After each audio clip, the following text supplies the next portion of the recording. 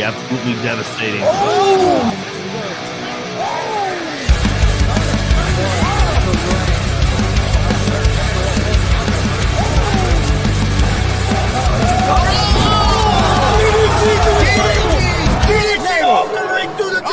Here, this is Joey Owens' show.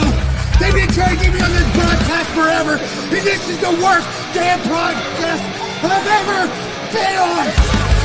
So you all can kiss my ass while I win this match.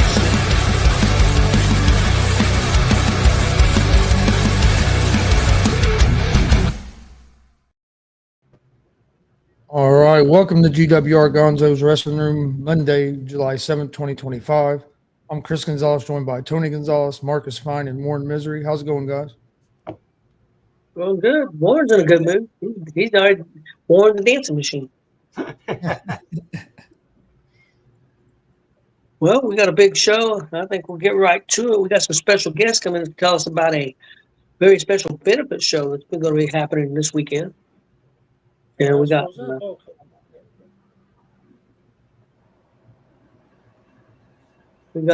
Mike Lee and Anna, and we also have Leanne, special guest to the show right now. And Mike, I'm going to ask you first to let us know what the name of the show is and also when it is, and then we'll talk to Leanne about her organization.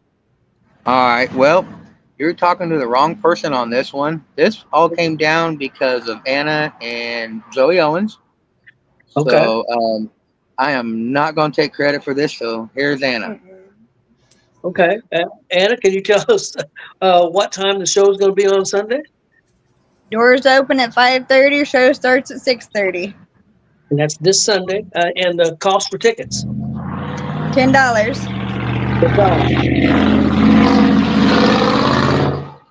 Chris has got gas again.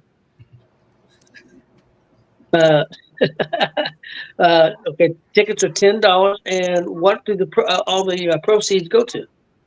They go to Leanne Animal Rescue to help her with all her costs for her veterinarian stuff that she helps with, the boarding of her animals, the 42 rescue homes that she does, and just to relieve some of the pressure off of her. Okay, Leanne, can you tell us about your organization, how long you've been doing it, and tell us a lot about what's all going on here? I have been rescuing animals for 11 years. It's my passion. This is my logo. I don't know if you guys can see that. There you go. There we go. So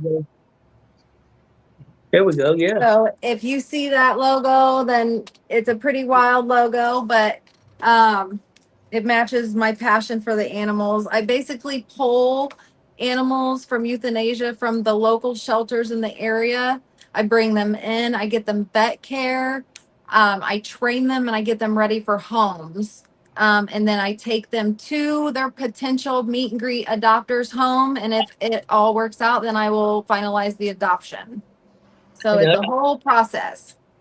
Okay, I know this has to be a big passion for you, but how did you decide to get started doing this 11 years ago? I actually just rescued an animal and never stopped. I just rescued another one, and then somebody, after like 80 some animals, somebody's like, you're like running a animal rescue, right? And I'm like, what? Like, I had no idea. So then I went ahead and made it, official, and I have been going hard since. Could you explain to, like, doing this fundraiser here, and I know you probably get maybe there's been other fundraisers, or I don't know how you get your money, but what that money goes to, and explain to maybe the people at home. Yeah, so I'm very transparent about my vet bills and what I pay out every month for everything. I spend anywhere between $6,000 to $13,000 a month in vet care for animals who are homeless, or even some animals that are in homes and people can't afford their vet care and stuff. I'll help them and let them pay, payments back to me. Pretty much anything in the area when people need help with their animals, I tried my best to help. Of course, I can't always do it, but I consider myself pretty helpful. And that's a lot of money. So how do you get most of your? Are you spending a lot of your own money, or do you have a lot of other fundraisers or supporters? Yep. So I do a lot of these kind of fundraisers. So this would be a great help. I do raffles. I do, I do have the most reasonable adoption fees in the area, but adoption fees help towards vet bills. Just anything I can think of to raise money for the animals, I do it. So it's just as much work raising money for the cost to cover those. And a lot of times, yes, a lot of money does come out of my own pocket. And of course, so I have to do other things for income as well that way. So I also have a very supportive fiance who helps out a lot. So Okay. yes, That's awesome. thank Can you you. guys do you guys have any matches set up you can tell the people about? If not, that's fine. I know a lot of times with wrestling shows like this, it may be what wrestlers volunteer and you're waiting for them to show up, put the card together. So I understand. But if you have any matches you can tell us about, uh, I do not have any information about that. I'm sorry. okay, that's fine. I understand under the circumstances because a lot of us, who shows up and well, you wait to see if everybody shows up and supposed to. So I understand. Guys, Yeah. you guys have any questions? I Go ahead. Go I ahead, have Marcus. some too. Well, I Thank got you, like, Kelly. so you got one, Warren? Go ahead, because I got like four. Marcus, please. Age before beauty. Well, then that covers Oh, it, I right? was responding to somebody. I don't know how this works, but I was responding Oh to yeah, Kelly. Kelly. That's Oh, my yeah, wife. you're good. Another That's part of the good. show. She's just offset. Gotcha. Okay. Wait, you're a rehab center? Is it just dogs and cats, or do you rehab other animals? I am not breed or species specific. I'll rescue anything. Of course, like wildlife, I will get them to a wildlife rehabber. But yeah, anything that I rescued pigs, and gotten them to sanctuaries, and I'll help anything, possums. But yeah, mainly dogs and cats.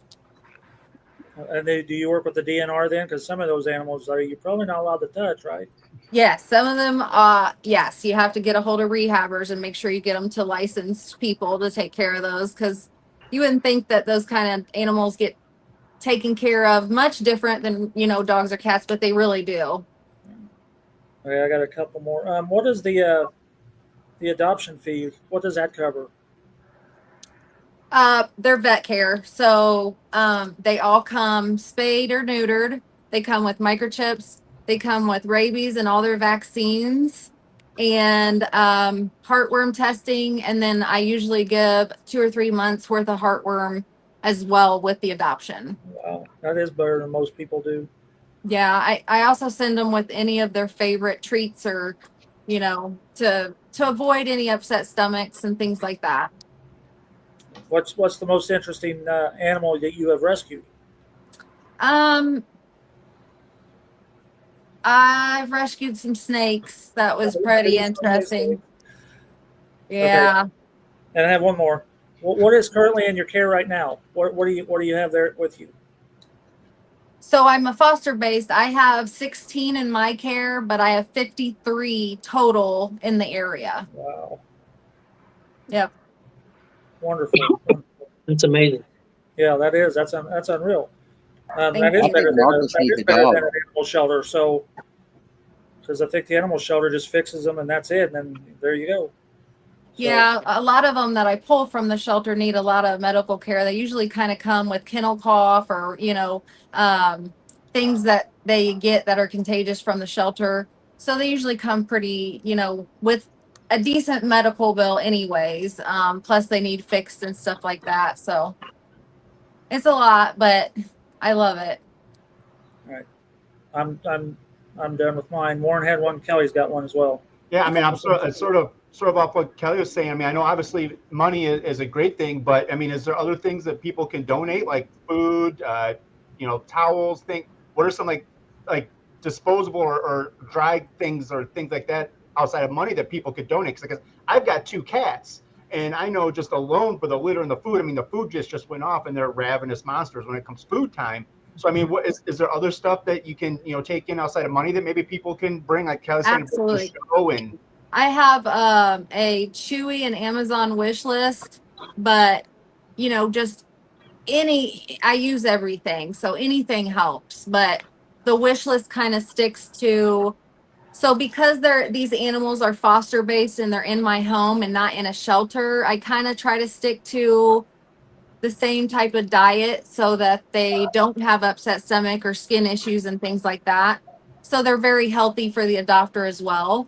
Um, but yeah, I have lists that people can go on and look. But yeah, paper towels and things like that, and anything like that, bleach. I use all that stuff like crazy, like And in we, bulk. and we can bring stuff to the show on Sunday and give it to you then, right? Yep, absolutely. Yep, definitely. And you said people could look. Can you give out your website or wherever they can find out this information? Yeah, so I have the list on my website, which is leansanimalrescue.org. But I will also get my list over to Anna, and maybe she can get those on the website or something, help out a little bit. Okay. Spread the information a little bit. Guys, anybody else have any questions? I don't have any questions, but I would like to say, this was only possible because of Joey Owens and the Dub and the family that we do, to do benefit shows like this, to make stuff happen like this, because, we do a veteran show every year, and it's the time and the dedication that man goes through to keep that place alive for us to be able to do a show like this. That's amazing. Appreciate him a lot. And, I will get to be able to, I can't wait to be able to, will they be there for me to think in person? What was that? Will they be there for me to think in person? Yes. Oh, yeah. Yes. Good. Yeah, I really appreciate the time and effort for sure. It's definitely not easy. I put these on myself a lot of times and it's a lot of work. So I really appreciate somebody else stepping up and wanting to do it as well. You're welcome. Yeah, that's awesome, and appreciate Anna, doing this, and like I said, Joey, of course, the Dub, they're fantastic. Just a fantastic group of people and family. Real quick, can you give the times again for the show and the ticket price? July 13th. Doors open at 5:30. Show starts at 6:30. It is $10 all the way around. And that is at the Dub. And somebody got that address because I don't have remember. 1151 Kentucky Avenue. Yep, I knew Chris did at least. Come on, Tony. Hey, You don't know the address, man. And a special thanks to a lady named Kelly Fine, who made us this really good, really cool knitted like hoodie thingy for dogs that we're going to auction off. Yes, thank really you. Cool. Very cool. Yes, very cool. And I'll have some stuff I'll let Anna decide what she wants to do with it, but I'll have some stuff, merch and things as well to give away or sell, however she wants to do it. Okay. Well, we appreciate everybody coming on. Thank you for having me on. Thank we you. appreciate everybody coming on, and good luck on the show. Hope you guys do great. Again, come out and support this great organization and the show. Leanne, it's nice to meet you and have all kinds of respect for what you're doing. It's fantastic. Very nice to meet all of you guys as well, and I can't wait to see you guys on Sunday. All right. Bye. Bye. Bye. And did you hear from Justin? Yes, he is waiting to come on. Let's bring him on. Here, Tommy. Now you read Tony off. He said bring him on. He leaves. What the hell? I did. Let the dog out. Listen, it's not the first time I've had someone walk out like when I'm doing something. It's fine. It's all good. I came back before you got on. I have that shirt as well. I got it from Basher like years ago. I got this Rumble weekend. One of the bars downtown was doing a Dick the Bruiser trivia night, and I came in second. Marcus, you should have been there. Yeah, it'd been interesting, wouldn't it? Yeah. Diamond Dan was there. Scott. Well, then I would have had a chance. It was fun. Diamond Dan's pretty good at that. Howdy, guys. How's it going? Hey, Justin, know you guys got a show coming on coming up this Saturday NGW. Can you tell us about what time that show is, ticket prices, and if you want to go, if you have any idea of any of the card, I'd be greatly appreciated. Absolutely, guys. So, like you guys were saying, this Saturday, New Generation Wrestling returns to Crawfordsville, Indiana, for our Red, White, and Bruised event. Crawfordsville Clash. It is this Saturday, July 12th, at the National Guard Armory in Crawfordsville. The address is 1405 South Washington Street, Crawfordsville, Indiana 47933. Doors are at 5:30. Bell time is 6:30. Tickets are $12 across the board, and then any children 5 and under are free. That's awesome. Yeah, it's going to be a good show. I've seen a little bit of the card. You want to go over any of the matches?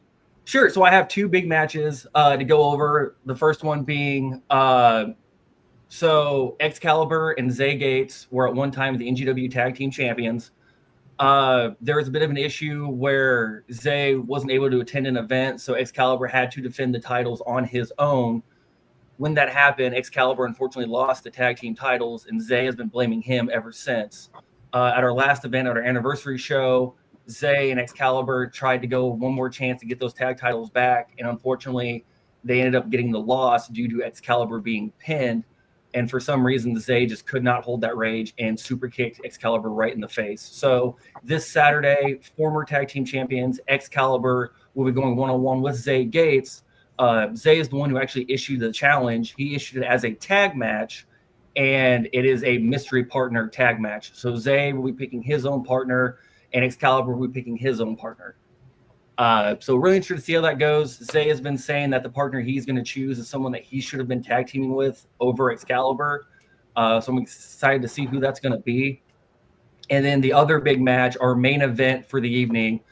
If you guys weren't at our last event, our anniversary show, we did have a title change.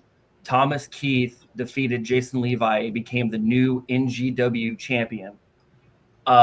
So this Saturday, he will be have his first title defense against the NGW Tag Team Champion and Hoosier State Champion TK0. Now, there's a lot of controversy going on with this because Thomas Keith won the only way Thomas Keith knows how to do, which is cheating. Marcus, you were there. You saw all of it. It was in a cage. It was in a cage. And Jeremy Hadley got involved and turned his back on everybody and the fans like Jeremy Hadley does. I've had issues with him in New Era. I've had issues with him at Emerge. Jeremy Hadley is not to be trusted ever. And then now here's due to Jeremy Hadley's interference and interference from his manager, John, and Jackson Morgan, Thomas Keith is now the new NGW champion. So, Marcus sounds like it'll be a pretty good show. It is. I'm excited. It's always fun coming back after an anniversary event. And, as of right now, set to appear because cards always subject to change. We should have, the milkman himself, Colby Jack. We should have Cecil Cerveza, Mike Noble, the Blue Mako. And then somehow, I don't know how, but Chris Gordon is scheduled to appear. How he's still walking after the match he and I had at the anniversary show it's beyond me. Because I put him to the dirt. Marcus saw it happen. So the fact that he still keeps coming back, I don't get it. I don't get it. Are you going to be competing at this show? I will not be competing, unfortunately. Duty calls other places, so I will not be there. But one thing I do want to state loud and clear, and this is to Thomas Keith. This is to Thomas Keith. This is to Jackson Morgan. This is to John. And this is to Jeremy Hadley. NGW is not my company. But it is a company of the people, of the fans of Crawfordsville, Indiana. And it is a company I have held on my back for almost 10 years. The deal has always been stated that when Jason Levi lost, I was going to get my chance to go back after the NGW championship. Even though you won, you just signed your own death wish. Because I'm not going to let you or your little cronies run around my town thinking that you can be the end-all, end-all, and take anything and everything you want, because it's not going to happen. Now, deep down, do I wish that TK0 is going to beat you and become a 3 champion with the NGW title, the Hoosier State title, and the tag title? Absolutely. But I know the odds aren't in his favor. So if that happens to be the case and you come out on top, Thomas Keith, I'm gunning for you. And that's all I got to say about that.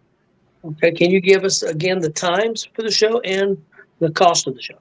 Absolutely. So again, this Saturday, July 12th, National Guard Armory, Crawfordsville, Indiana. The address is 1405 South Washington Street. Doors are at 5:30. Bell time is 6:30. Tickets are $12 across the board. Any children 5 and under get in free. Okay, hey, we appreciate. Anybody got any questions before we let him go? No, I think everybody's good. No, I think he covered it pretty good there. If think people aren't excited for Saturday night, then they might want to check their pulse. And, and then once Yeah. you get done on Saturday night, just to give this plug too, just listen to what they said earlier. Everyone, I please go check out Dose WO. Go check out what they're doing for Leanne's Animal Rescue. I think that's incredible what they're doing. Yeah. I think what she is doing is absolutely incredible. We need more people like her out in this world. So once you get done checking us out on Saturday, go see them the next day. Go support a good cause. I feel like there's no way you could leave something like that without a smile on your face. Well, Justin, we appreciate you coming on. Awesome, guys. I appreciate it. Thank you so much. Yep. Guys, I see Alex said that he might pop in. If he wants to pop up, Marcus, we'll go ahead and do your stuff. And if Alex comes on, we'll let him plug that show he's got. Pop in at NGW. Oh, is that what he was saying? Yeah, but he's also part of the Kids for Carthage because that's under the Yeah. FEW banner. Yeah, he mentioned no, I that. was just saying why he was saying on here is he was going. Oh, I thought he meant pop in about the Kids for Carthage. Well, he might be able to do that. He's on there. Yeah, I mean, if he wants to pop in again, I'm just Yeah, saying. if not, I've got a little bit of information, but not a whole lot. That's up to him. We'll give him a couple minutes. Marcus, we'll let you go, and we'll see. All right, where do you want me to start with this? I got all kinds of stuff. I do not have any results. Kelly and I Okay. took the weekend off with family and everything. What Kelly's the hell, Marcus? What the hell? Hey, And somehow the Busy- wrestling world, the you got wrestling a world, top 5 there, Tony? I ain't been to Why the show don't you have for a top 5 2 there, Tony? I haven't been to the show for 2 weeks. I can't say that. Sorry, it gives me hell about it. July is a busy month. Yeah. Yes. So, And all you right, know well, here what? we go. I just realized I didn't even do a top 5. God dang it. Well, you got time. I'll go. I got a lot to cover. You can go ahead and throw one together. All right. Well, we'll do birthdays first. I do not have any prayer requests. I do know Ref Luigi's still having. He lost I think his grandmother this past week. So, and then everything that he's got going on. So just keep them at the family. I got one for Texas. What's Yeah. going on there in Texas. Prayers for them, and also got another one. Teddy Long lost his one of his sons. I don't know if it was his only son. I know he lost a son. Passed away yesterday. So prayers out for Teddy Long also. No, but see, my birthday is on Wednesday, but it's not on the 10th. I cannot believe she said that. My birthday's on the 9th, which is Wednesday. So, all right, we'll have to deal with that. But anyhow, okay. So here's the birthdays for the weekend. We got a bunch of them. Somehow we missed Cruiser's birthday last week. His was on Thursday. I think it's because it didn't come up on Facebook. So happy birthday to Cruiser this past week. Did he yell at you for missing it? I'm sorry? Did Cruiser yell at you for missing his birthday? No, I just happened to see that him and his lady friend were had a busy weekend, and that's how I seen it come up. So, Oh, okay. Okay, so on Tuesday, which is tomorrow, Mama Grub, which is the lady that runs the concession stand at AACW, his birthday's tomorrow. Carrie Jacks, which is part of BMFX, Tony Jacks' wife, Carrie, she's also been a big part of that. Her birthday's tomorrow as well. On Wednesday, we got Hardcore Harry. He's from up at PWK, a lot of the northern federations. Tony Barr, who ran Logan Sports Evo. Ashley Sampson's birthday is on Thursday. She's the one that works with Shane's sister Sherry at AACW. She's also the one that runs the raffles and the 50-50s and stuff. Steve Butler, which is a friend of the podcast who gets us results, his birthday's on Friday. Mrs. Bobo Brazil's birthday, Deborah's on Friday. Referee Baron von Rothschild's birthday is on Friday. Then on Saturday, we have Troy Valentine's. Brant Glover, which is Ricky Gunz's brother. JC, that's your guys' Austin's girlfriend, and your relations there. Her birthday's on, where did I say that? Saturday. Skull Crusher's birthday's on Saturday. And then on Sunday, we have Jake Christ. And Mrs. Warren Misery's birthday's on Sunday. Stephanie's birthday's on Sunday. So, all right. Happy birthday. I don't say how old she's going to be. She's not if you want to be on the next podcast, you won't. Or What? we have a live slaughter right here if you do. 25, right, Warren? Somewhere in there, yeah. Okay. Yeah, we'll go with that. Anyway, so yeah, Kelly, yeah, that's a good answer. So yeah, my birthday is on Wednesday, by the way. So since hers is on Sunday, we will be at 210 Saloon. So anyone that's going to be there for AVW, feel free to buy her a shot. So okay. Or pork rinds. She likes pork rinds too. Warren trying to get liquored up. She got work in the morning on Monday, so I'll make it fun for her. All right, what do you want next? I guess I can do this show I got covered. Yep. All right, Whatever so you Saturday, Kelly and I were invited down to Kentucky for the Commonwealth Pro Wrestling Legacy Hall of Fame and Triple Crown Wrestling. That's being put on by Brandon Wilson's the promoter for Triple Crown, and our good buddy Joe Monroe is in charge of the Commonwealth Pro Wrestling Legacy Hall of Fame. So Kelly and I will be in Somerset, Kentucky Saturday night.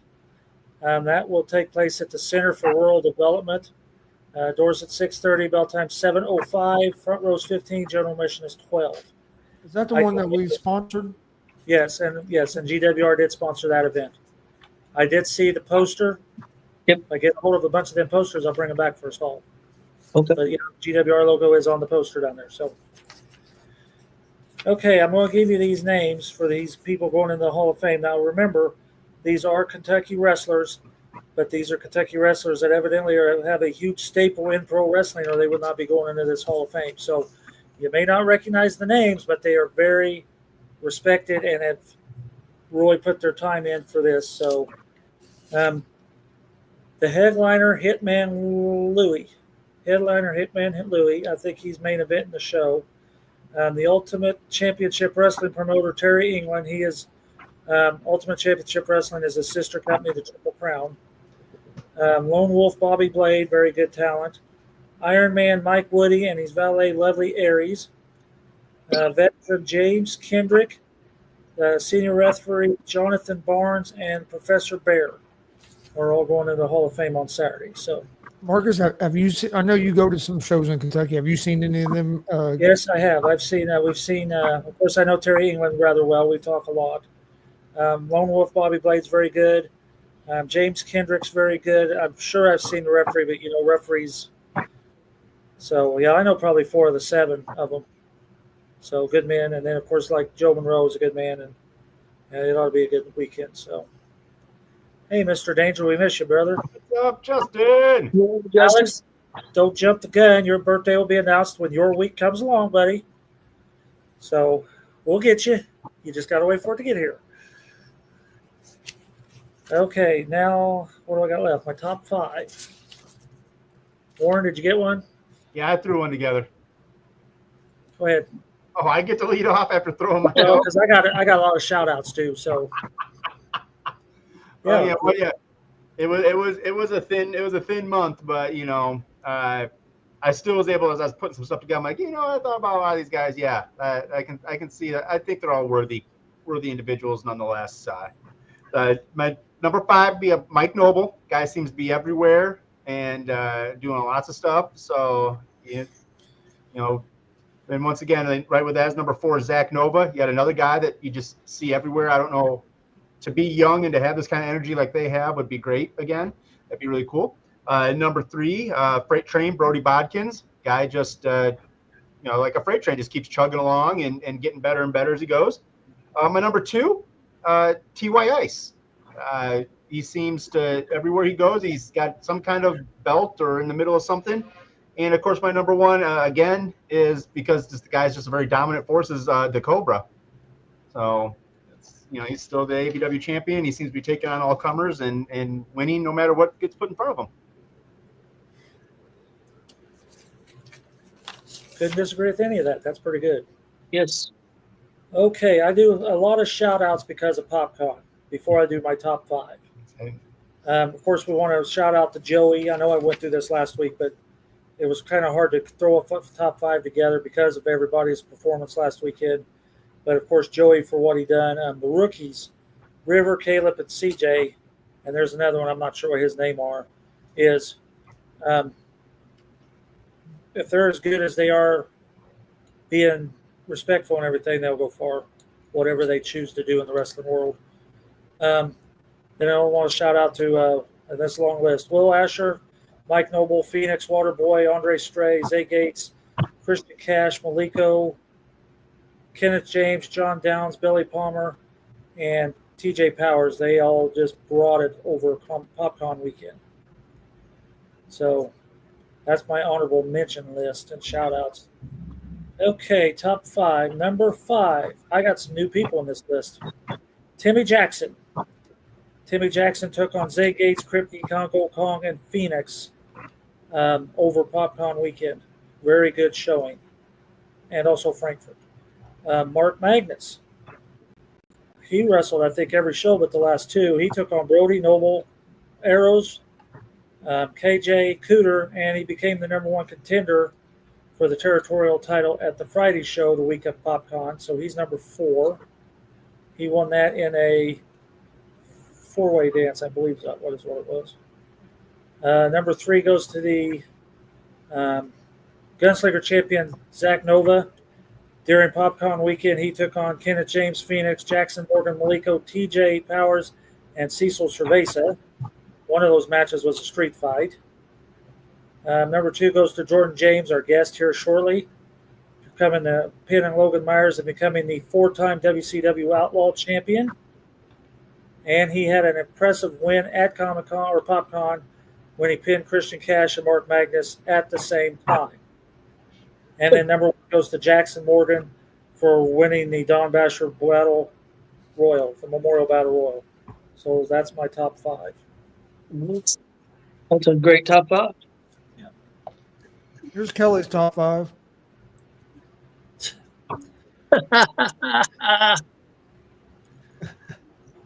That's awesome. You don't even know Nerd 4, 3, 2, and 1. I don't.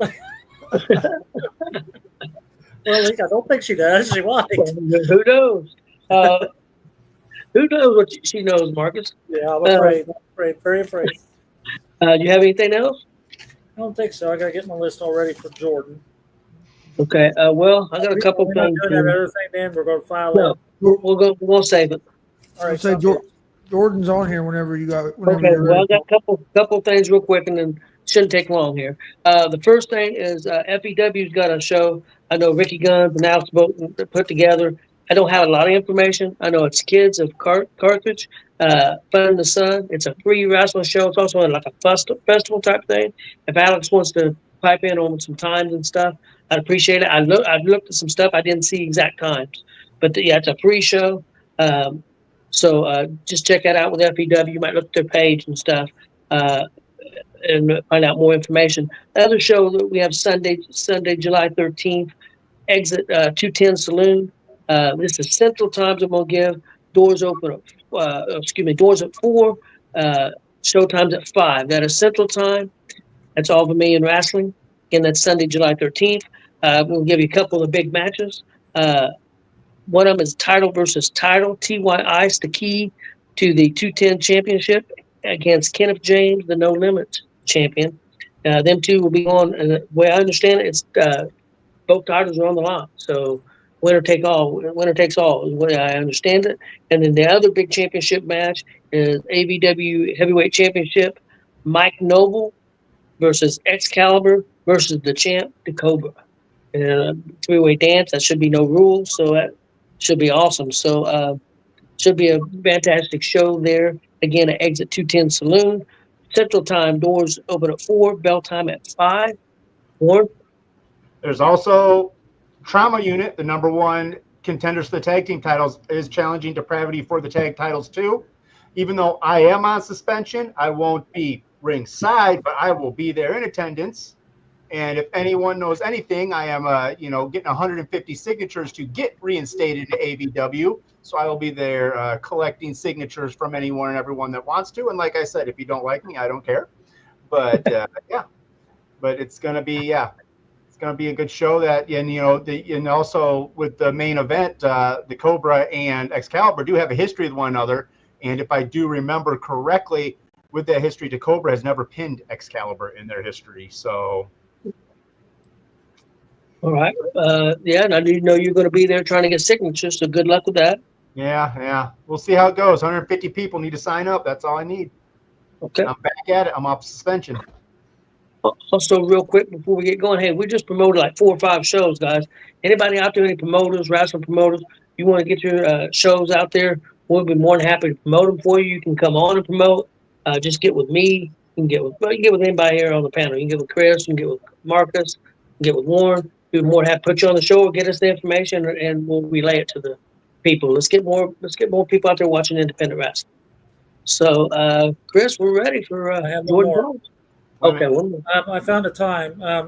The thing for the Carthage event says 1 p.m. Eastern Standard Time, Okay. live during the Summer Fun Festival. So I'm guessing that maybe when the Fun Festival starts and the wrestling will be sometime in there Good time. afterwards. Okay. So, Thank you, Marcus. and then that's all I have. Okay. All right, we ready? Yep, let's do it. All right, we'll bring him in. How's it going, Jordan? What's up, Gonzo? I love that shirt. I was just saying, loving the shirt. Always. Yeah, appreciate it. Always better wears always better t-shirts. Yep. Thank you very much. Well, we're going to get things started. Marcus will go first, Warren second. I'll go third. Chris will go fourth, and we'll go about 25, 30 minutes. So, Marcus, let's get things going. Well, first thing, congratulations, 4-time heavyweight champion. Yeah, I was there. That was a one hell of a match. I think I do have that in my list for possible match of the year candidate. So, outstanding work. So, congratulations, and four time. So, my question is, and I know we've covered this in other interviews we've done with you, but when did you first fall in love with wrestling, and how did you get started? Well, I think for me, my love for pro wrestling goes in a couple different stories, right? So when I was a child, right, I loved wrestling. I grew up in a household that had VHS tapes of recorded pay-per-views. So, I would watch like Starrcade 89, Survivor Series 89, pretty much on a loop, right? And I loved it. Routinely would watch wrestling with my dad, my brother. I thought they were all larger than life. For me, the dream in pro wrestling, it's really not even something I can live, right? Because my pro wrestling dream was to like make my entrance to Howard Finkel announcing me and being in a match with like the Hart Foundation or something like that, right? So as I've gotten older and have re-fallen in love with pro wrestling, that's something I think about, right? Is my dream, the dream I had as a kid, isn't something I can really live out, right? Because Howard Finkel's not going to be announcing me to a ring in a match against the Hart Foundation anytime soon. So an interesting way to think about it, right? As people say, like living your dream and going for your dream. Well, my dream is technically unobtainable, right? So, but in my teenage years, I really stopped. I don't want to say like I stopped loving wrestling, right? It was always there, but I think I had a bigger emphasis on music, right? Like I got a guitar for my 13th birthday.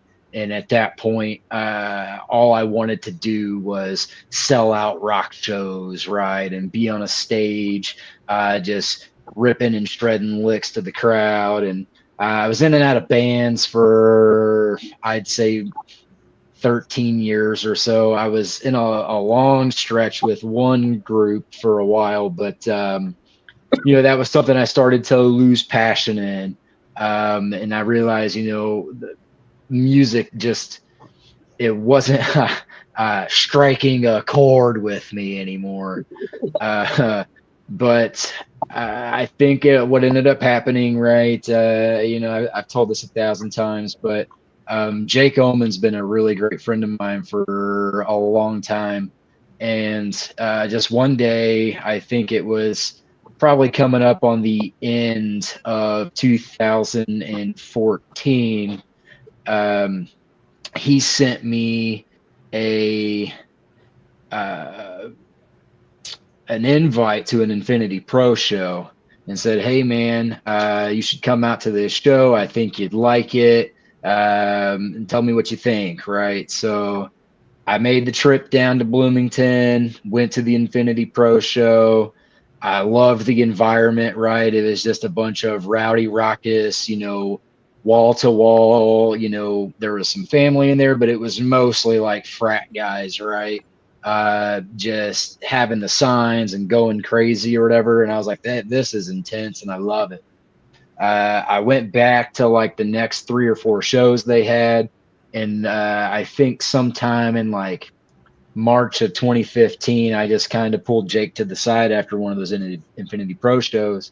And I said, "Hey man, like, I want to do this. Like, I'm an athlete. I'm a grinder. I'll do whatever I can to get into this business. Like, what do I have to do?" And a couple things he mentioned to me, right? Because he knows how old I am. And at this point in time, I would have been 25 years old, right? So, he said, well, you got some options, man. There's a couple schools in Indiana, but there's really only 1 or 2 like reputable ones.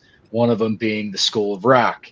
He said the only thing with the School of Rock is it's a year-long training regiment, and by the time that I would get through it, right, I'd be getting close to 26, 27 years old. Which in this business, right, as a rookie at 26 years old, there were people in the business that were 10 years in and they were younger than me, right? So I was kind of already had the deck stack against me.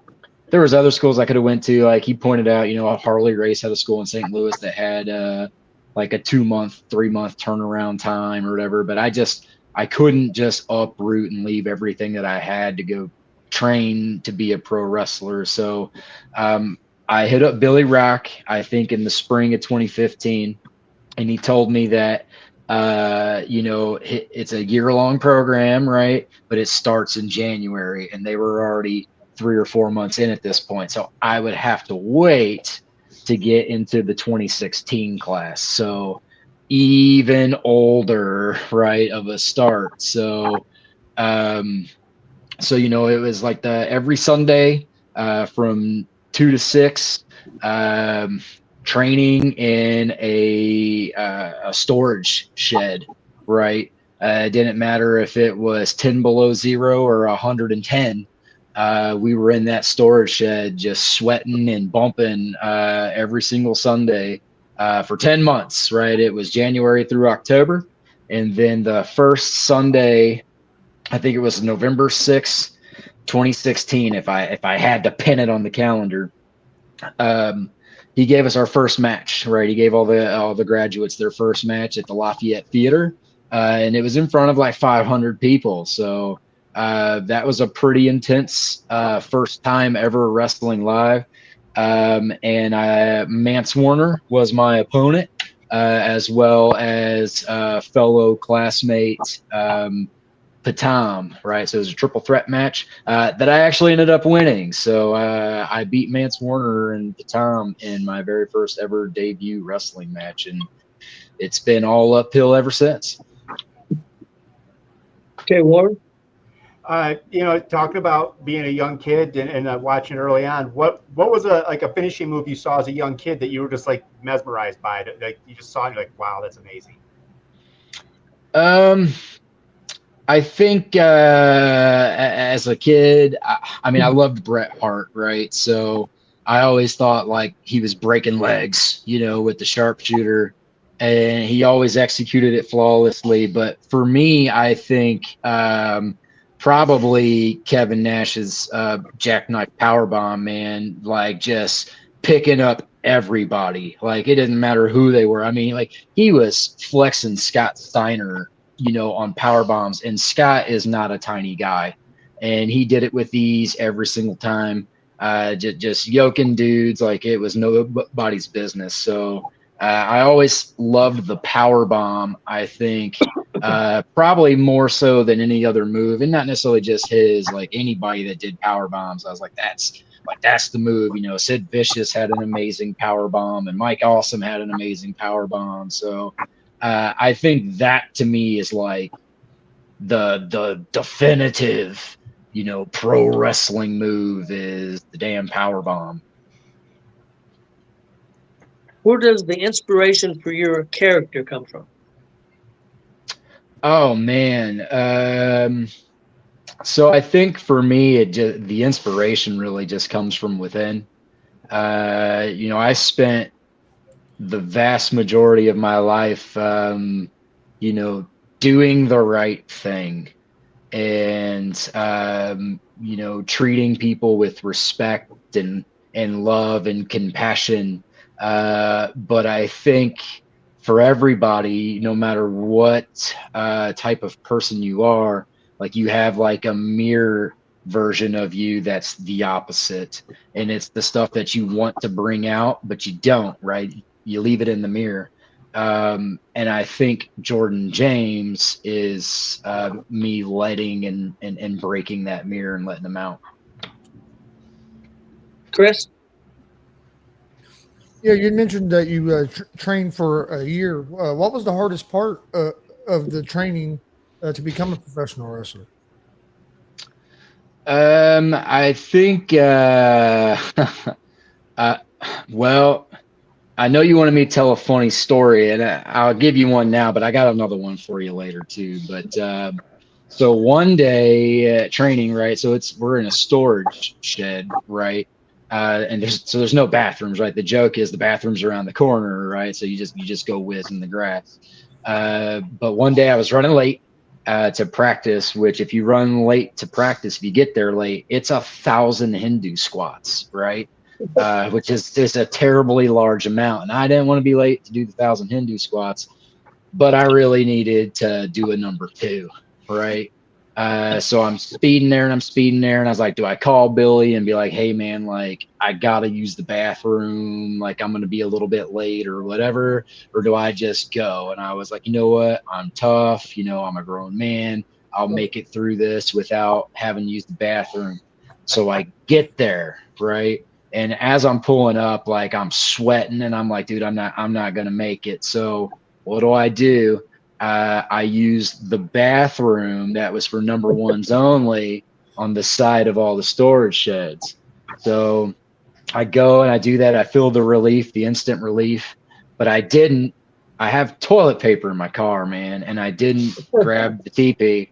And so I'm like, all right, well, I can't just like not take care of this. So I just started grabbing greenery around me, right, to clean up. Well, it just so happened that greenery I used was either poison ivy or poison sumac or poison something rather. And then I went into 100-degree storage unit and did a 4-hour training session. And I had the worst case of poison ivy for a couple of weeks, man. And it was easily the most miserable I've ever been in my life at any point in time. Was having poison ivy basically, up.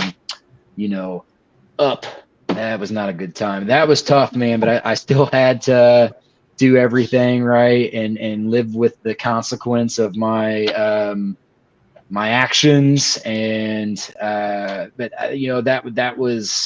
that honestly was the hardest part of all the training, man, was dealing with poison ivy in a place you're not supposed to get it.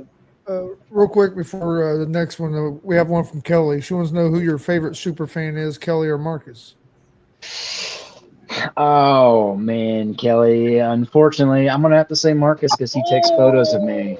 He Right. takes all the photos of me winning the belts and holding the straps and flexing the muscles and doing the video and putting me over. So I gotta go with my man Marcus. All right. Ooh, finally. What's that put you up to, Marcus? About 10? Okay, my question. No, I think I'm only up to 5, but 5? I think 5 wins, 3 draws, and I don't know how many losses I've got, but it's a lot. It's in the triple digits. I know that. Okay, you have a way of rubbing the fans wrong at times. Tell us your weirdest or funniest fan interaction that you've ever had. Unless that's your funny story, and I'll give you another question. A weird interaction with the fan. Honestly, it's always weird to me. You talk about always better, always weird. Whenever I'm out there and I'm cussing out 5-year-olds and just being an angry person and having a great match, and then afterwards, like the people that I was just yelling at, they want to come up to me and be like, "Hey, man, like, great job out there. That was a really good job. Like, you're really good at that." But it's like I'm still jacked up, so like I don't know how to like really respond to him. So I'm always just like, "Yeah, sure, dude, I know," and it's always kind of tough at times, dealing with that. But that's always been weird to me. But I think early on in my career, it was in Greensburg actually, and there was a guy. Actually, it's not a guy; it was a lady, right? Just this old lady that lives in Greensburg, Indiana, and she had no teeth, man. And so me and my partner was Corey Towery, well, formerly Corey Storm, and she was giving us the business, right? And he has the curly hair or whatever, and she kept saying chia chia to him, right? And then so he just looked her right in the face and he was like toothless, right? And like this is a family show, right? And then she just starts F bombing us over and over and over and over again, right? And then she's telling us like, you better, have a bodyguard when you leave because I'm gonna stab y'all or whatever when you go to leave, like threaten our lives. And then literally she was hanging out in the parking lot like after the show for a while. And here I am. I'm like, dude, I'm kind of scared to death of this like 60-year-old toothless lady, right? That was kind of a weird thing. But again, that was like early on in my career. At this stage, I just went out there and punched her. I don't really care. Can I throw a backup in there? Yeah, sure. One of the funniest things I see you do while I at the dab, you just come out with those bracelets. And somebody said, you suck. He goes, "Would I suck? I have one of these." And you threw that bracelet like right in their face. You remember doing that? Yeah. They said, if I don't suck, I got one of these. And I'm like over there just dying. Your presentation was a lot better than mine, but I did. I brought it up on Gonzo's the next Monday because I was laughing my ass off when he was doing that. But okay, I'm done. Okay, okay, Ward. All right. You talked about the dream and being up and making some big time. I always consider the big three to be ECW, WCW, and WWE. So would you want a year in ECW with the notoriety of being an ECW original, WCW with having the financial that they had back then, or the longevity of being in WWE? I want to say, there's like some lore and luster with like if I could have been like an ECW original or something like that. That's cool and fun and exciting. But I mean, at the end of the day, I think you gotta choose Vince McMahon and company, right? Because they had the longevity. Have the ultimate fan base. I mean, they won the war, right? So I think if I had to choose, like if they were telling me, you could do one of these things, like a magic genie or something like that, I think I would have to pick the Fed. Favorite moments and matches you've had in your career? Oh man, sometimes it's wild because people, I've had so many matches now. People will tell me like, their favorite memory of me in a match, and sometimes I have to be like, oh, did I do that? Like, did I have that match? But I gotta say, I think I really enjoyed my time tag teaming with Juwan Thomas as Crooked Dreams. That was a lot of fun. We had a lot of great opportunities as that tag team. I got to wrestle the Handicapped Heroes with Juwan. But I think I would be remiss if I had to say the single most important wrestling match to date for me was the Boogeyman at DCCW. Just, I mean, he was kind of running late to the show, and they had a bucket of rinsed worms in the locker room, and so I'm just kind of chilling and waiting, and then he finally shows up. But when he gets out of the car, like, he's in full boogeyman mode. I mean, he's got the paint on, the outfit, the everything, right? And he steps out of the car and he's like, "Where's he at?" And I'm just like, "Oh, he's talking about me, right?" But just, I mean, the intensity, like, from the time he walked out of the curtain and went around or whatever, like, just the aura that man had, I really felt like I ascended out of pro wrestling and into, just this great moment of life. To have that, was very special to me. I'm very grateful to Jared for giving that to me. Hey, Chris? And that was a great match as well. How have you gotten a chance to wrestle any other names or guys that have been on TV besides Boogeyman? Well, I did wrestle the Boogie Woogie Man once.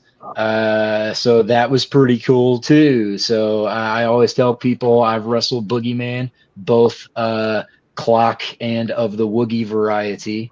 But I've had that match. I got to wrestle Al Snow, which the Al Snow match was very important to me for a couple of reasons, right? Because one, it's Al Snow, right? And I always liked Al, and he gave me a lot of really, really, really good advice after the match that I give to people today, right? And honestly, I mean, so did the Boogeyman, right? Like, he gave me a lot of great advice, and he complimented my character, if you will, and really getting the idea of the match is a nightmare, right? And I'm trying to wake up from the nightmare.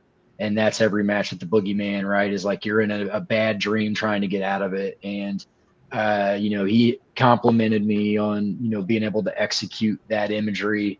And, but he gave me some really great advice as far as like, my working goes. And so, just all around, just the learning experience from wrestling that I get from great matches, that to me, that's what sticks out to most.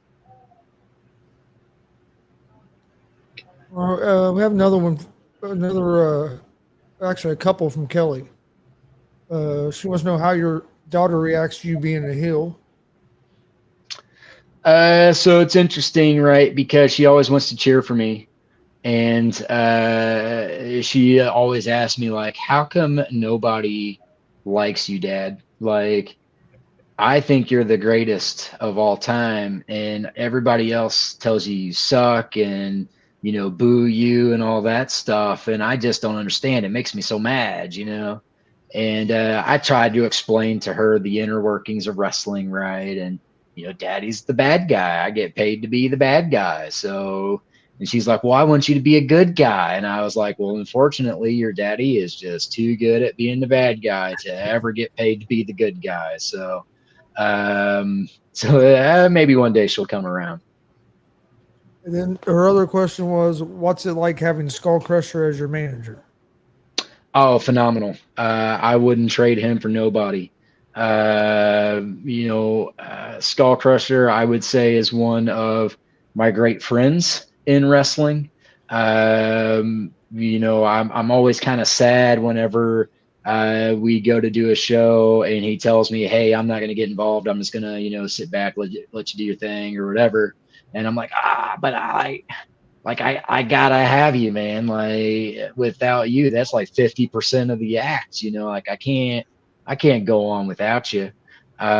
So, just having him out there and being able to utilize him at any given time, really allows me to, amplify my matches, be a little bit more creative, with how I'm, beating up baby faces and whatnot. So, I love that he's been by my side for I would say probably 8 years or longer, right? By my side. So I wouldn't trade him for anybody.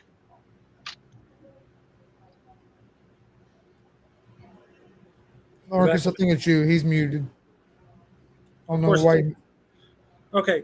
You didn't bring up one of the opponents that me and Chris really enjoyed watching you work.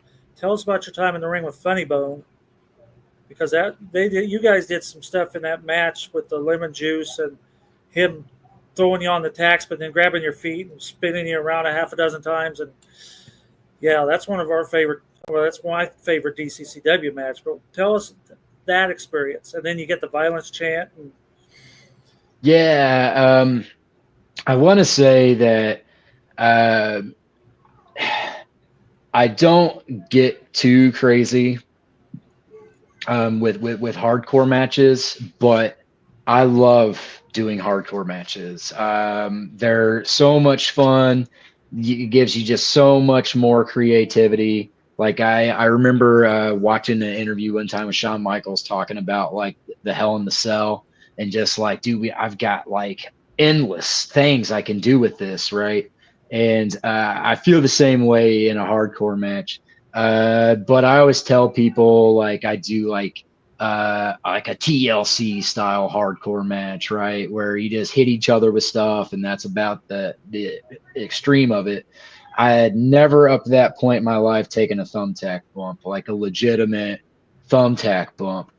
And it was wild because kind of talking with him before the show, he was pointing out the hardcore stuff, like, hey, what are you comfortable with, whatever. And he goes, I know they got the tax and stuff out there. I figured we could do this, and this, right? And I'm like, I'm not the kind of person that's gonna like tell anybody no for something unless I feel like it's incredibly dangerous. But he was very nonchalant and whatever else. So in my head, I was like, man, I'm taking a thumbtack, thumbtacks tonight. But that was, I gotta tell you, man, when people ask me all the time, they say like, what did it feel like? What did the thumbtacks feel like? And the honest answer is that for me, it just feels cold. Like it feels like the ring was soaking wet with ice cold water, and that's what it felt like. It doesn't feel stabby, it doesn't feel pokey or whatever. To me, it just felt like ice cold water, and I got right up out of the ice cold water. Now afterwards, right, after being spun around and drug around through them, right, and I just had these like thousands of little like scratches down my back.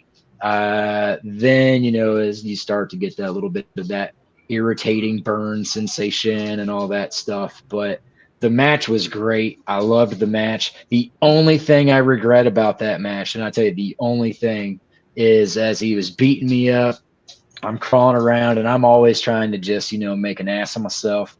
And so I go up and I grab a random person's beer. All right. A stranger's beer. probably about half full, and I take one big swig of it and slam it down, and the beer goes everywhere. Now, I'm not saying it was that beer, okay, but that match was in October, and I was sick every day until like January or February after that. So I think whoever's beer that I took the swig of had a case of death, and they gave it to me.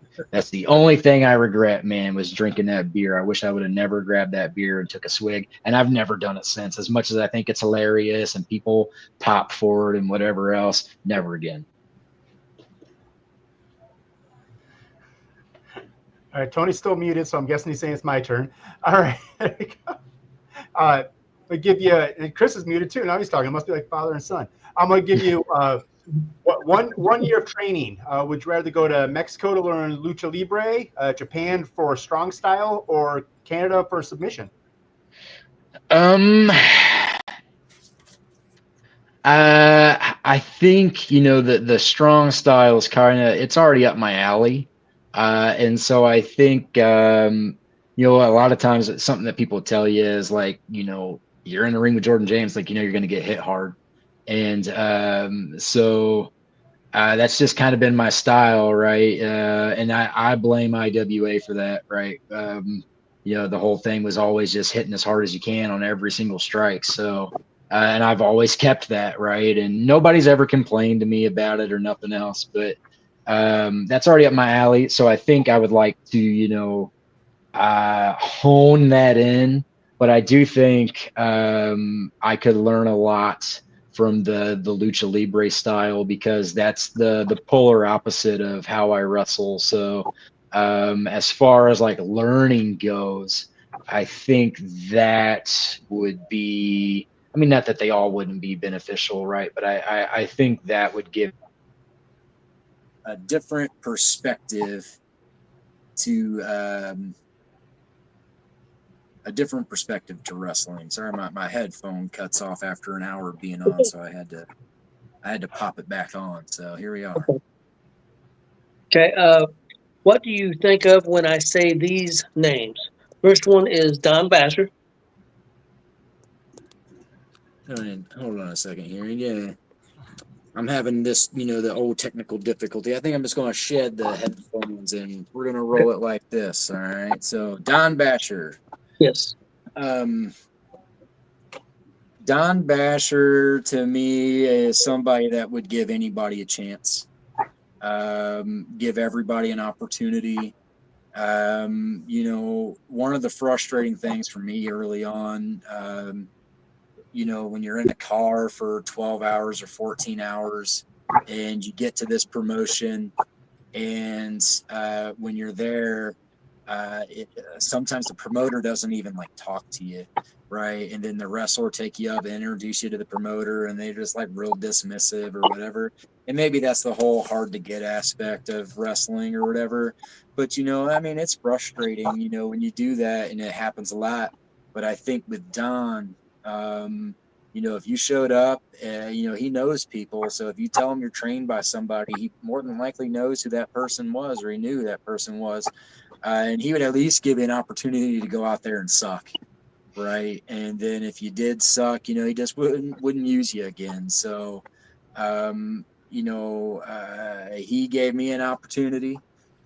He ribbed me a lot. He was a very hilarious man, but really down to earth. And at the end of the day, I think, he was always just a fan of wrestling, and he liked putting good matches together and putting good shows on for fans. So that's what I think of when I think of Don Basher. A couple more names. Joey Owens. Oh man.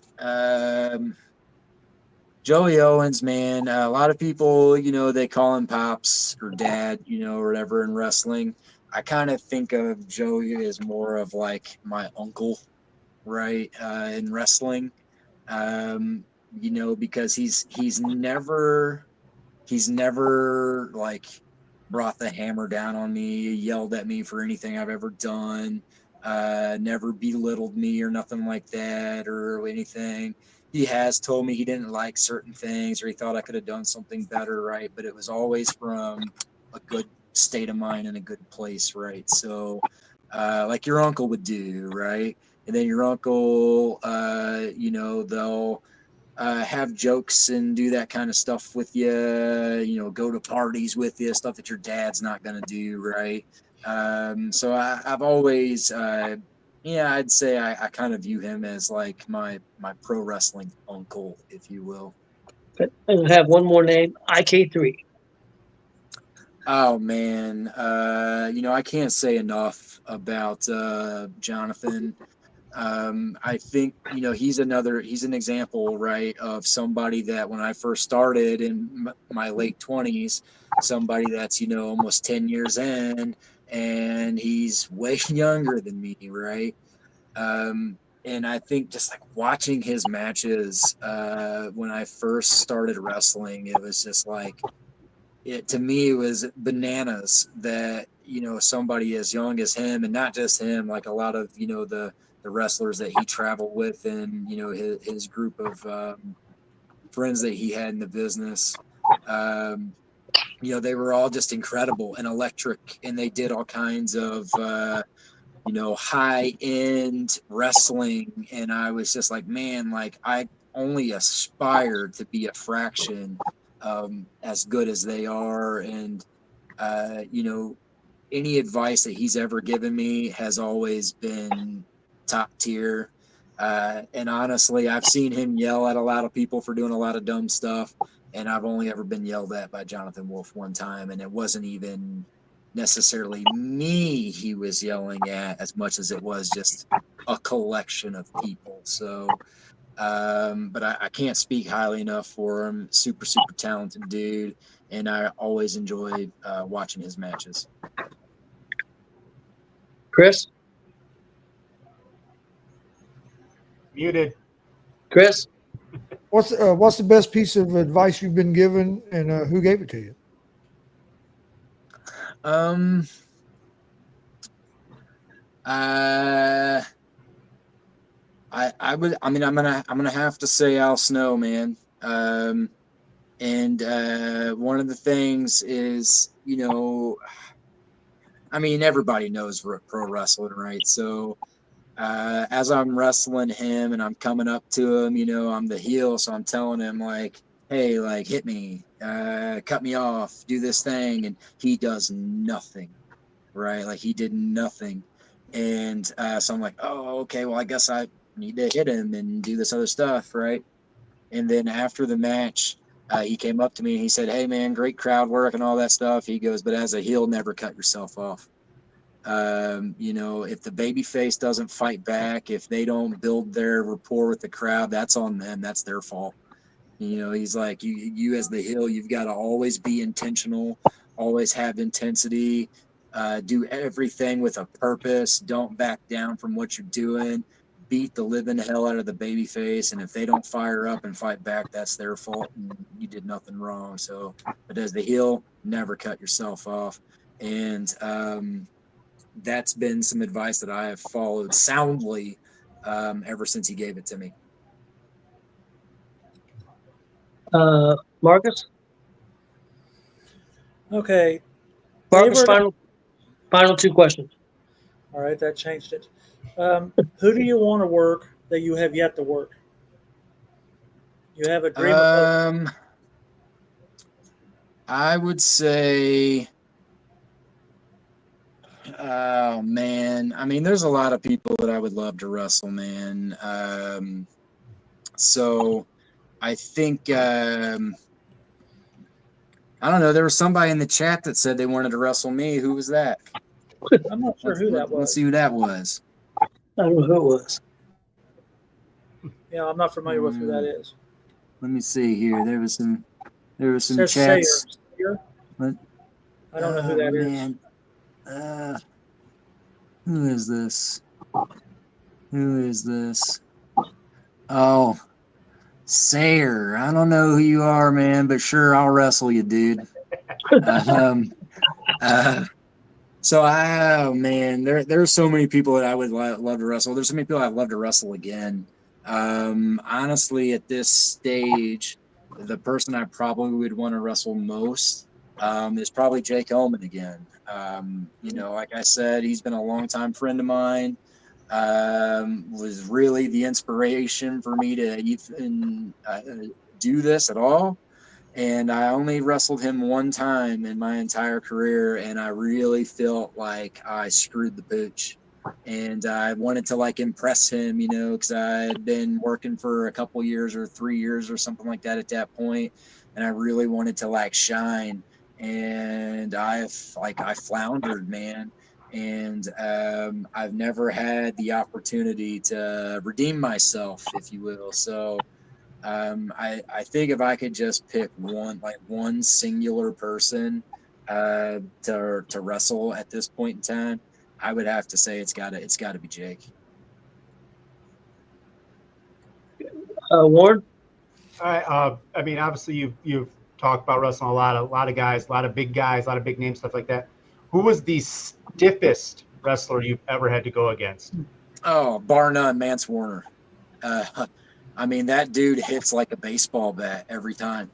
I mean, it's literally every forearm is like knockout worthy. And I've seen him knock people out, right? With just a simple forearm. But I mean, it doesn't let up, right? Like if you're in like me and him had a match together, WCWO, and we wrestled for probably about 25 minutes, and it was just a slugfest the whole time. And I had heard, and I don't think it's true, but I had heard, that he was, um, gonna give me the business that night, because there were a lot of people that accused me of like copying Mance and stealing Mance's character, which is totally hogwash and whatever. But I just think it was just a good, strong style, hard hitting match. He was hitting me hard. I was hitting him harder. He'd hit me harder. I just remember after the match, like, because there was at one point in time, like, we were trading like slaps and forearms back and forth, and each one was louder than the last. And like people in the crowd and the wrestlers in the back were just like I couldn't fathom the hits getting any louder, but each one was louder than the last. I don't understand how you guys were able to elevate it. It almost felt like it was a game at that point. All right, well, let's see how hard I can hit you. All right, well, let me see how hard I can hit you now. Right. So, but definitely easily the hardest hitting dude in the ring for sure. You could be any pro wrestler for a day. Who would it be? If I could be any pro wrestler, Yep. Anybody. I'm him, man. Okay. I wouldn't want to be anybody else. Okay. I walk the walk, I talk the talk. I back my brand up, and I'll wrestle anybody and everybody. I don't care if they're 3 weeks into their career, or if they're high end guys like Jake Christ and whoever else that I've had the pleasure of working. So some of the best matches I've ever had have been with Calvin Tankman, and some of the best matches I've had have been with fresh trainees. So I wouldn't really want to be anybody, man. I love who I am and what I get to do. So. Chris? You had said that you hit pretty hard when you work somebody else. Is it easier to work somebody that's hitting you back hard, or that's stiff like you, or does it make a difference? To me, it doesn't necessarily make a difference. I mean, I love working like Dex, because Dex hits hard back, and if you ask him, he'll tell you like he learned it from me, right? Like the first match we had together, the one-on-one, it was just like, dang, like this is what this is. And kind of the same thing with the highlight reel, man. Like those dudes hit hard, and for me, like I do enjoy that, right? Because it intensifies the moment and it elevates you, to have this like just awesome pro wrestling match. But at the same time, like I can read my opponent pretty well, and I can tell if like the hits are getting to them. And But in all honesty, you know, and I'll lighten up on my own. I've only ever had one person, and I won't name drop them, right?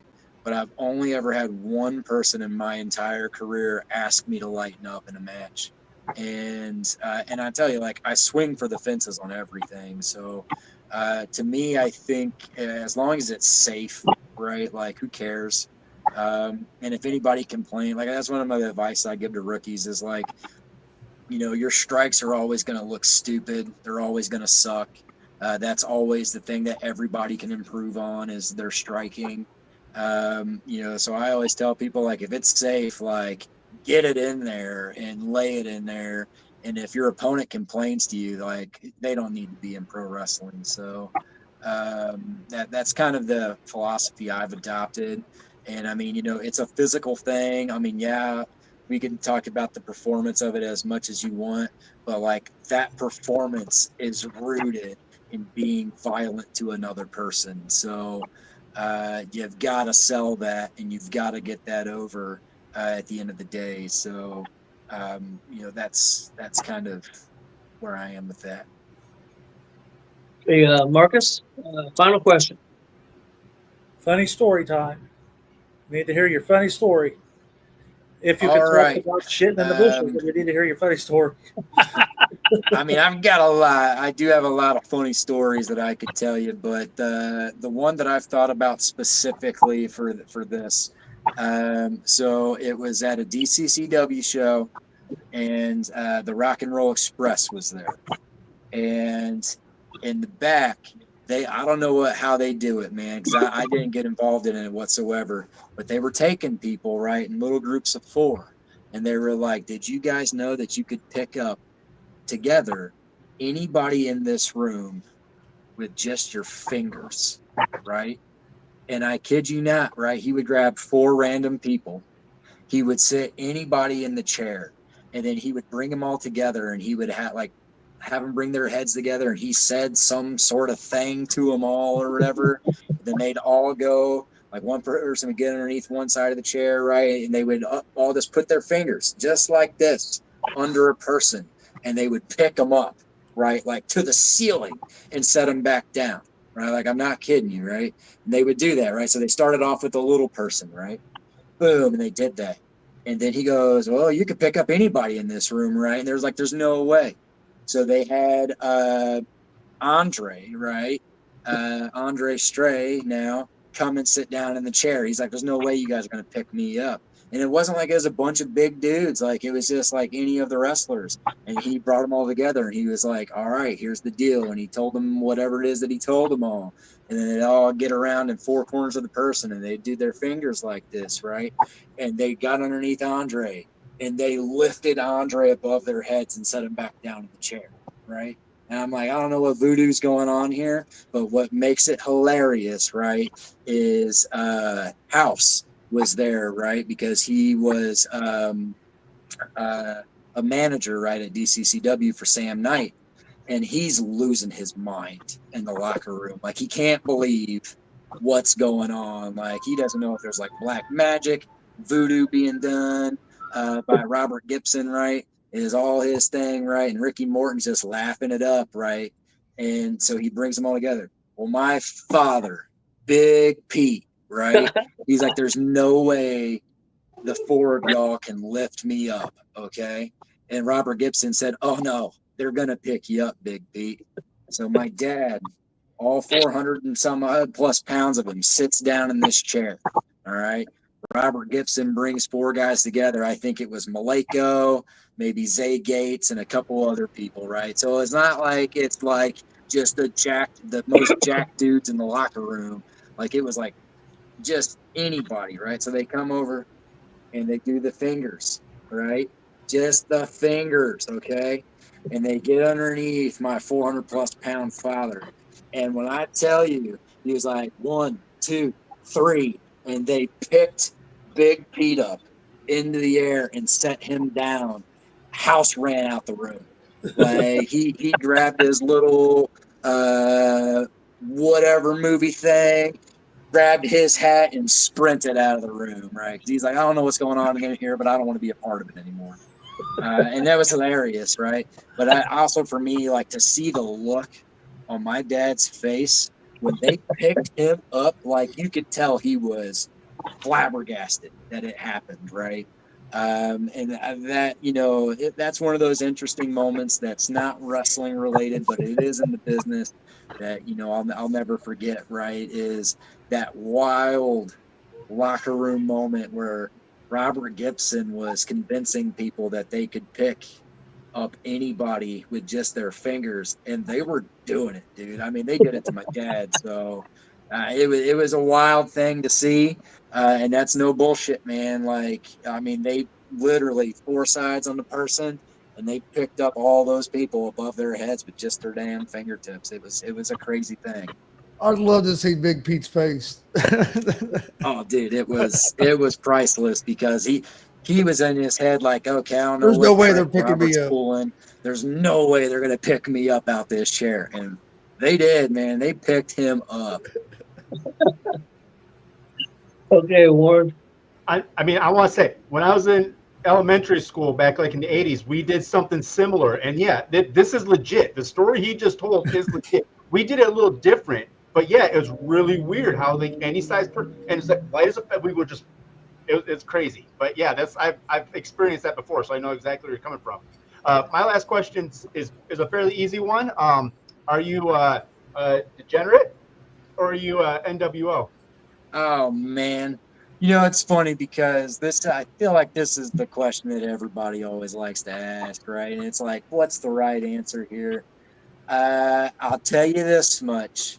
I never got a detention for telling people too sweet, but I got plenty of detentions in school for telling other kids to suck it. So I guess I'm a degenerate, man.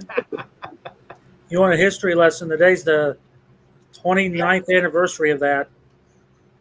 NWO being formed to Bash at the Beach today. Oh wow, man, that's pretty significant. I might have to go watch the leg drop heard around the world now. The third man. Yeah. If you started your own wrestling company tomorrow, who would be the first 5 people you would hire? Oh my goodness gracious. Well, I think, man, I was not expecting such a tough question on this podcast today, because that's tough, right? I think I would need somebody that's good at camera, right, and running a lot of cameras. So,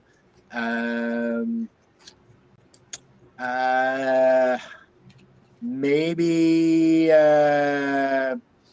you guys for that, or maybe Brian Cranville for that. I would need a really good person for sound. The guy that does I always forget his name, so forgive me, but the guy that does all the sound up at BMFX. I've felt like he has always done a great job of working with the wrestlers, getting their music, getting it just right. I think you got to have a great commentator. There's no way I could convince him to work for somebody like me, but I always thought Nick Manawa was a really great commentator for IWA. And I think the first times that I got to watch my IWA matches back and listen to Manawa's commentary, I mean, the guy puts every single thing in the match over. And I just remember I was in like a 4-way one time at IWA, and I did this missile dropkick off the top rope, which was pretty standard for me for a good chunk of my career.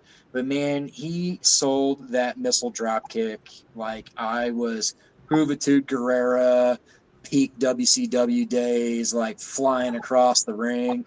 And it was just like an average missile dropkick by wrestling standards. But if you watched it and listened to the commentary, he made it seem like it was the greatest missile dropkick he'd ever seen in his life.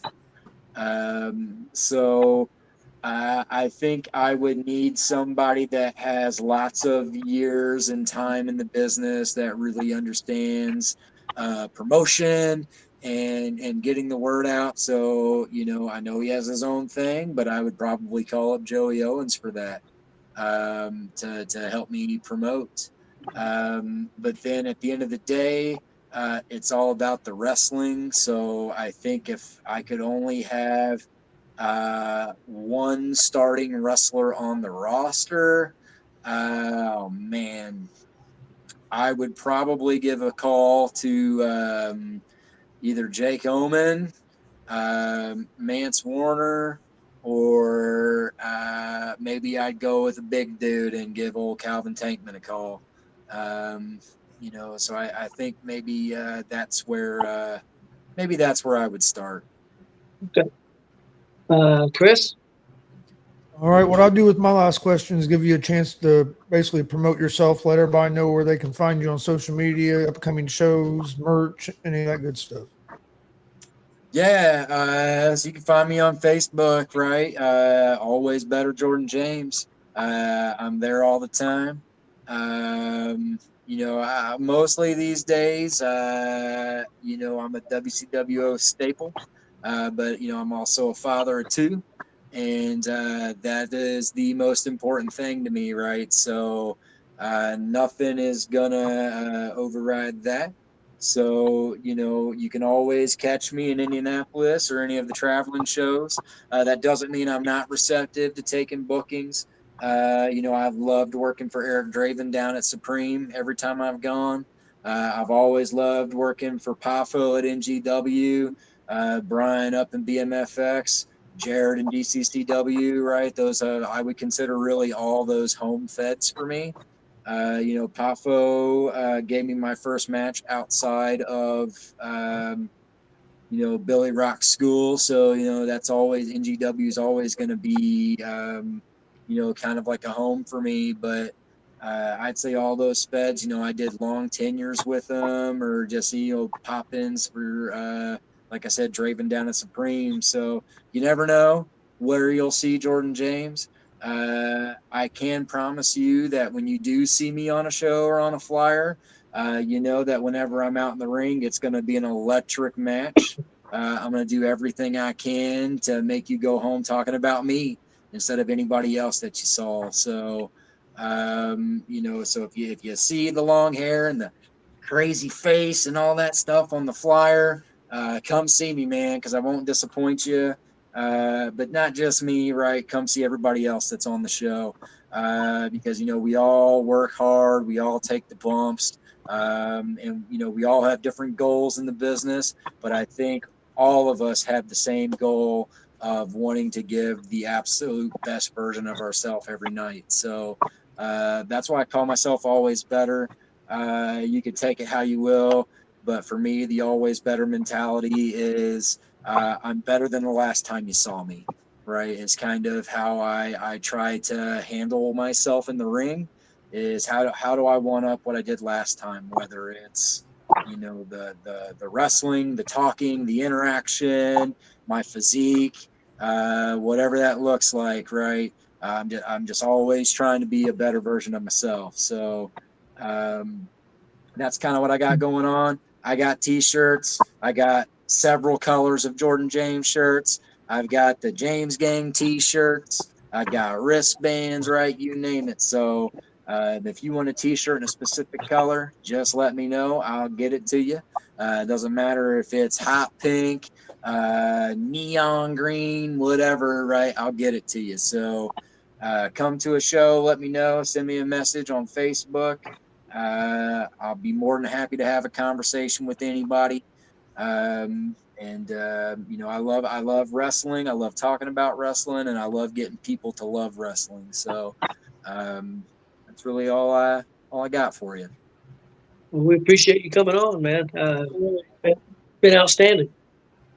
Hey, I love it when you guys bring me on the show. I think this is the third time now, right? So I'm looking forward to times 4, 5, 6, 7, 8, 9, and 10. So whenever you'll have me, I'll always say yes. We appreciate it. You have a Absolutely. great night, and see you soon. You too, guys. Thank you.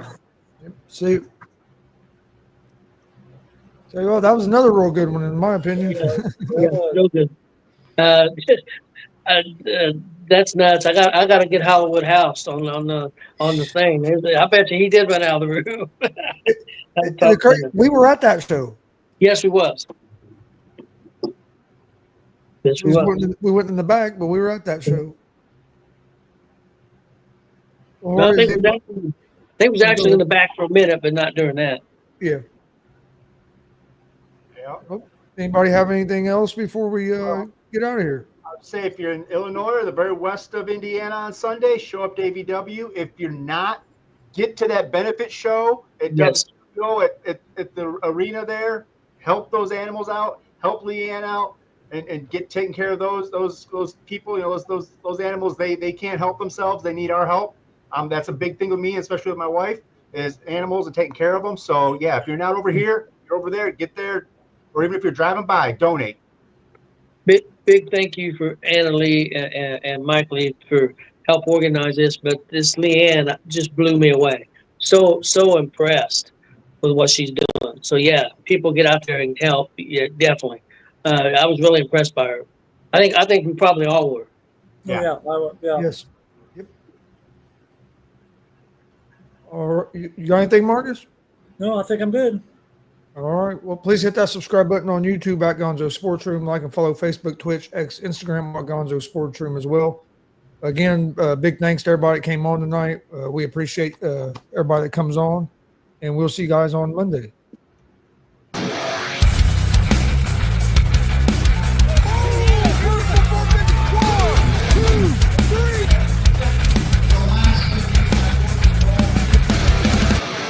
That'd be absolutely devastating.